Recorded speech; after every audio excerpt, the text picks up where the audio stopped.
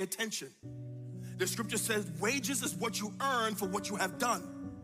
The scripture says what you have earned for being born with a sinful nature, and what you have earned for committing sins is death. Not just physical, spiritual death. That is because you were born in sin, and because we all have committed sins, what you earn for that is eternal separation from God.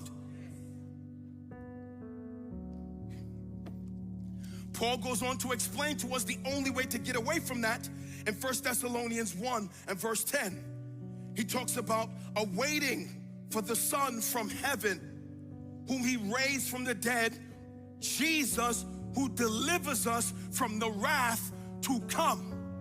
That is, according to the scriptures, the only way to escape the wrath of hell and the wrath of judgment is through Christ. Not morality, not good behavior, not church attendance, not your mother's faith, not your grandmother's faith, not your external piety. You need to hear me today. Every single person was born headed towards hell. There was nothing you can do in this life to escape that. Men will enjoy life, work jobs, build businesses, get married, have children, travel, go on vacations, die, and be separated from God. Let me explain it to you like this with a story I've told many times, and I'm gonna keep telling this story because it's personal to me, because good leaders are good repeaters. When I was a young man in New York, and nobody from New York knows how to swim, my mother sent me to a camp. Y'all swim in Georgia. I learned to swim in Georgia.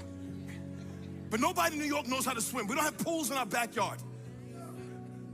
My mother sent me to a camp when I was a young man, and I was the shortest person at the camp.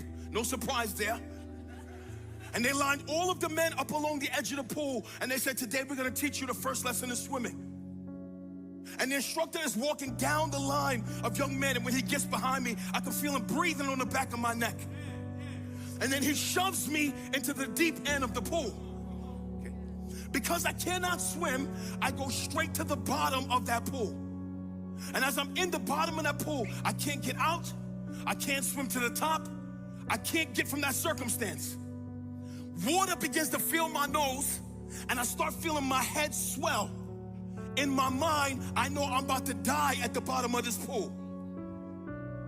Then I keep feeling this pole poking me in the side of my head. Okay. Lord, help your people today.